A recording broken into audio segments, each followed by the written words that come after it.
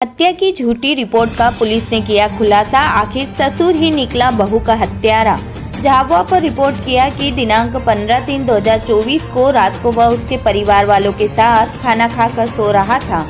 रात करीब 1 बजे के लगभग अचानक कुछ लोग सुल्तान के घर के पास आए, जिनके आने की आवाज़ सुनकर वह बैठ गया और बीड़ी पीने लगा। इतने में आए लोग चिल्लाने लगे कि मेरी दुश्मन को पकड़ लो।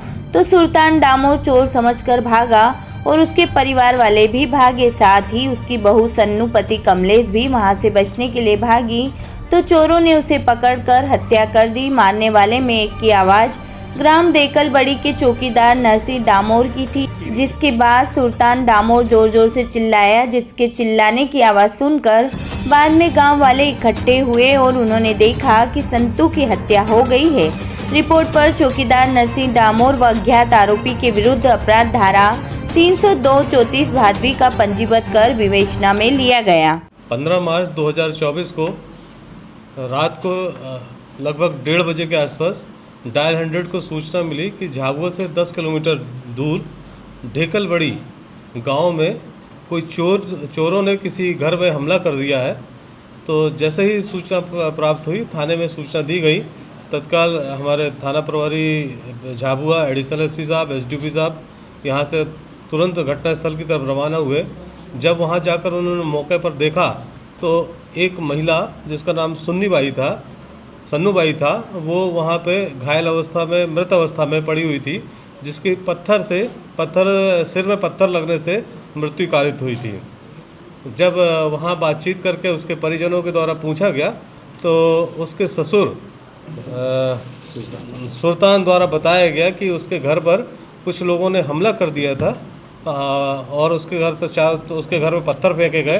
तो घर में जो ससुर था सुल्तान तथा कुछ महिलाएं एक दिशा में भागे और कुछ बच्चे भागे, और जो मृतिका सन्नू बाई है वो दूसरी दिशा में भागी।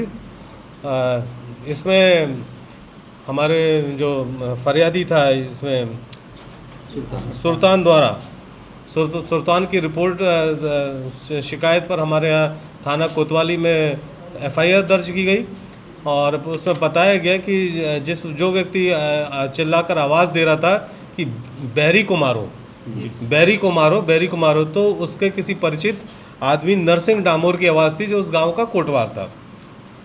तो पुलिस ने FIR कायम करते हुए इसमें विवेचना प्रारंभ की। विवेचना में सभी लगभग पहलुओं पर विस्तृत SDO साहब और एडिशनल SP साहब और TI साहब ने इसमें, और उनकी पूरी टीम ने इसमें काफ़ी बारीकी से इसमें घटना की जांच की।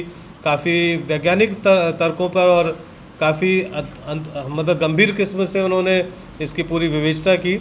बाद में पता चला कि जो नर्सिंग से जब बुलाकर उससे पूछताछ की गई तो वो तो घर में सो रहा था, और उसके घर में जब तलाशी ली गई तो ऐसे कोई भी साक्ष्य नहीं मिले कि जो उसके द्वारा कोप का हत्या जैसा कृत्य करना संभव हो सकता था। तो इस जो हमारा प्रथम जो संदेही को लिखाया गया था वो गलत पाया गया।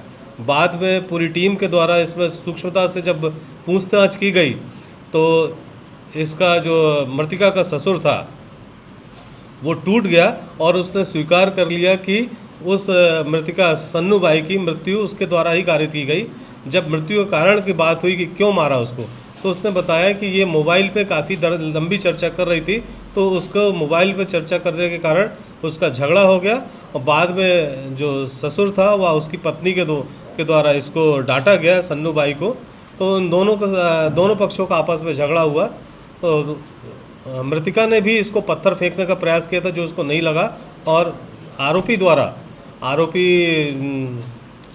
सुल्तान द्वारा इसको मतलब पत्थर फेंका गया, जिससे उसकी मृत्यु कारित हो गई।